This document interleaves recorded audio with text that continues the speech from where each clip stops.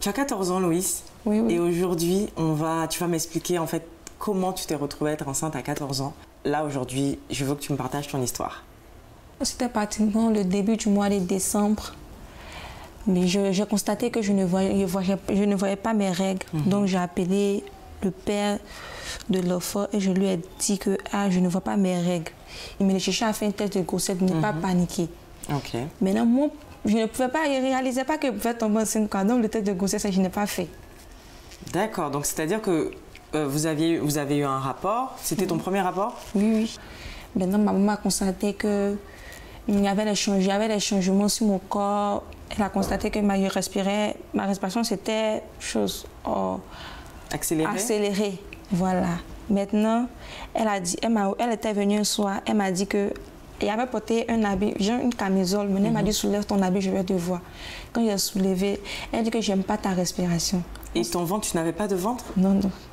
Waouh. Et pendant ces 5 mois, c'est-à-dire du moment où tu découvres ta grossesse toute seule et le moment où ta mère t'ausculte, tu n'avais fait aucun contrôle, aucune visite médicale, rien du tout? Rien. Et tu avais des nausées, est-ce que tu avais des symptômes de grossesse? Non. Rien du tout? Rien. Donc, un soir, elle est quittée au travail, elle est arrivée, elle m'a pris dans sa chambre, me parler, elle m'a dit, ça fait combien de mois tu n'as pas encore eu tes menstrues? Maintenant, je lui ai dit que ça faisait 5 mois. Comment elle a réagi? Comment ça s'est passé ce moment-là? Elle ne réalisait pas en fait. Donc, elle a sur le coup, elle a appelé ma grand-mère pour lui parler. Maintenant, ma grand-mère m'a parlé, ma grand-mère ne pouvait pas parler, mais tellement qu'elle était sous le choc. Donc, elle ne réalisait pas que je pouvais tomber enceinte. Qu'est-ce qu'elle t'a dit? Elle était fâchée. Ah bah, tu m'étonnes. Ok. Est-ce qu'elle t'a fait la morale? Est-ce que... Oui, elle m'a beaucoup grondé. Ah, ça. Elle a parlé. Donc, c'était le même soir, on est allé dans une clinique pour aller faire une échographie puisqu'elle ne réalisait pas que j'étais enceinte. Donc, 6 mois et tu n'avais fait aucune consultation, aucune échographie? On est parti à la clinique, on a fait l'échographie. Maintenant, ils ont dit que c'était une fille. Puis c'était à 6 mois. C'était déjà à 6 mois. Wow. Donc, on ne pouvait plus rien faire. J'étais assise et puis elle est venue, elle a parlé. Elle dit qu'elle était déçue de moi. Ce jour-là, j'ai pleuré. Hein. Ah ben j'imagine.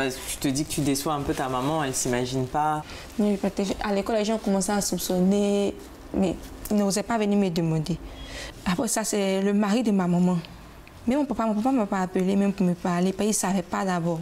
Il ne savait pas comment... Mon papa ne savait pas. C'est maman qui l'a prévenu? Oui, oui, c'est elle qui l'a prévenu. Mais et il ne t'en a pas parlé jusqu'à aujourd'hui? Il ne t'a pas vu? D'accord, ok. Donc, c'est le mari de ma maman. Il est venu, on est rentré dans la chambre, il m'a parlé, il dit que c'est un truc qui est déjà là. On ne peut pas jeter, c'est déjà arrivé loin. Mais ce qu'il peut me dire, c'est du courage. Il m'a donné plein de conseils. C'était tout. Et comment maman t'a accompagnée sur la suite de ta grossesse? D'apprendre ça à 14 ans, comment tu le ressens en fait, ce bébé qui arrive? Comment tu le vis toi-même en tant que jeune fille de 14 ans? Souvent, j'ai peur, mais quand j'ai peur, parce que ma maman me connaît. Oui. Donc quand j'ai peur, elle essaie de me réconforter, de ne pas avoir peur. Elle commence à me parler. Non, elle est vraiment un soutien pour moi, quoi.